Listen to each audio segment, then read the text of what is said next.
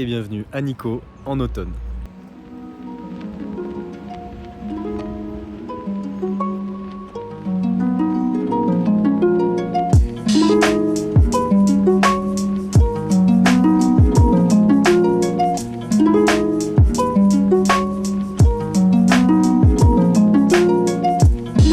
On a 2 jours à Nikko pour se ressourcer après la folie de Tokyo.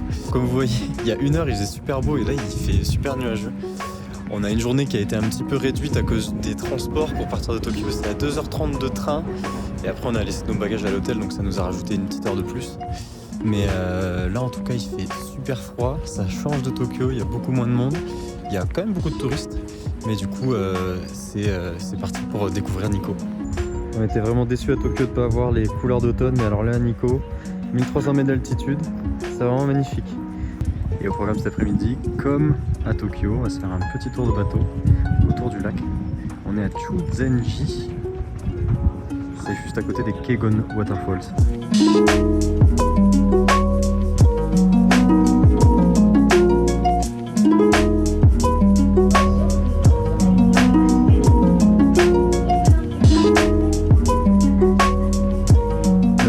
Est également important dans la région car en tant que volcan actif, il aurait créé lors d'une éruption un barrage naturel sur une ancienne rivière, créant ainsi le lac Chuzenji et les chutes Kegon.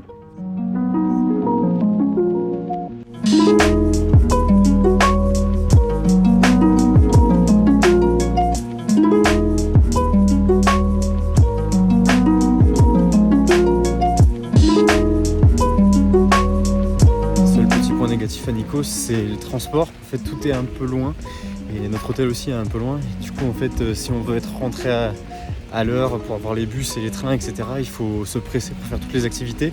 Voilà, faut le savoir pour venir à Nikko, faut prendre le temps, quoi.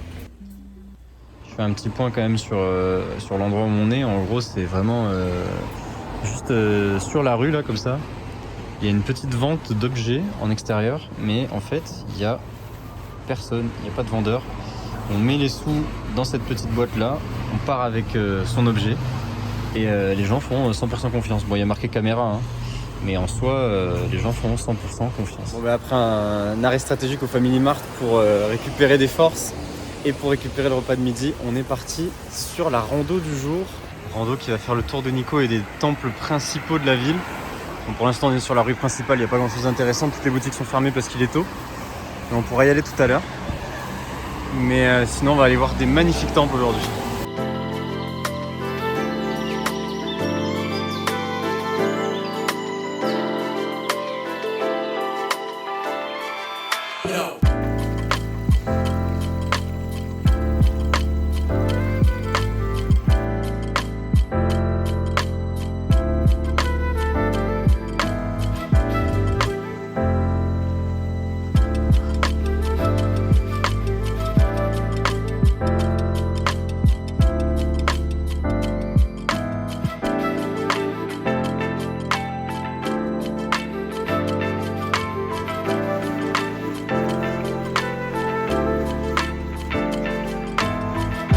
Alors pourquoi Nikko est connu? En fait, 2 raisons principales expliquent ça. D'abord, comme je l'avais évoqué, le mont Nentai aurait été le lieu d'apparition de Bouddha, et Nikko serait devenu la porte d'entrée du bouddhisme et du shintoïsme dans la région. Ensuite, c'est ici que se trouve le mausolée du fondateur du shogunat Tokugawa. Pour la faire simple, c'est comme si Louis XIV ou Napoléon avaient son mausolée ici.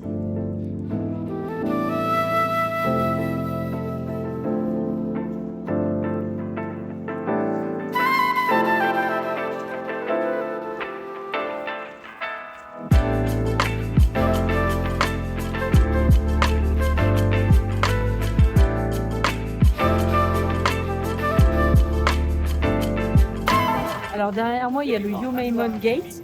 Il a une petite particularité. En Chine et Japon, la perfection signifie qu'après tu te détériores. Et du coup, comme vous pouvez le voir, ils ont fait un petit pattern à droite classique pour ces monuments. Et le petite colonne à gauche, et le pattern est à l'envers et c'est fait exprès. Et cette erreur, ça s'appelle le Sakasa Bashira. Et c'est fait exprès pour enlever le démon et la mauvaise chance.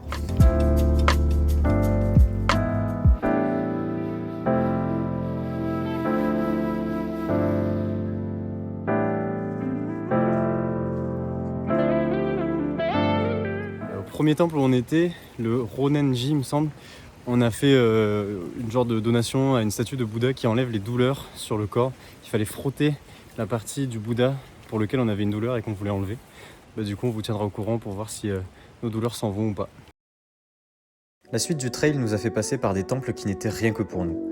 Mon meilleur conseil pour ceux qui visitent le Japon, c'est d'aller à 5 minutes à pied des sentiers touristiques et de trouver des pépites sans touristes. Ça nous a également permis de voir la relation entre la spiritualité et le respect de la nature propre aux Japonais.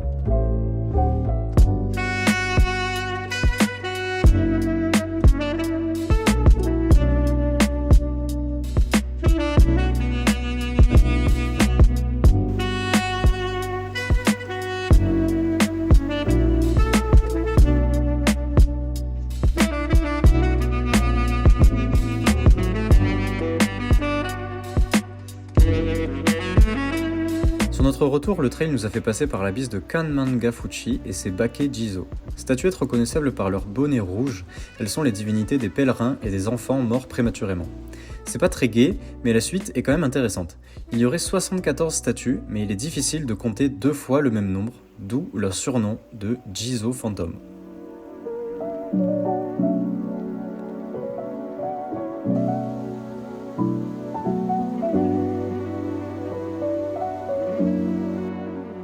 Nico, c'était vraiment incroyable. Hier, la météo a fait que les lieux étaient vraiment magnifiques.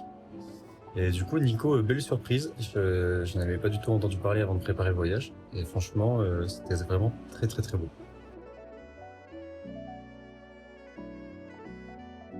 Donc là, on est de retour à l'hôtel après la grande journée de rando autour de Nico. Et on s'est réservé un petit onsen privatif dans l'hôtel. Voilà le onsen, au calme, c'est bouillant, il y a la fumée qui sort. Je sais pas si on verra trop sur la caméra. Mais voilà, on a 45 minutes, onsen privé. Je vais conclure cette vidéo sur un proverbe japonais. Qui n'a pas vu Nico n'a pas le droit d'utiliser le mot magnifique. Et il est vrai que Nico est magnifique et que si on avait su, on y serait peut-être resté un peu plus. Mais on était déjà sur la route de notre prochaine étape, Hakone.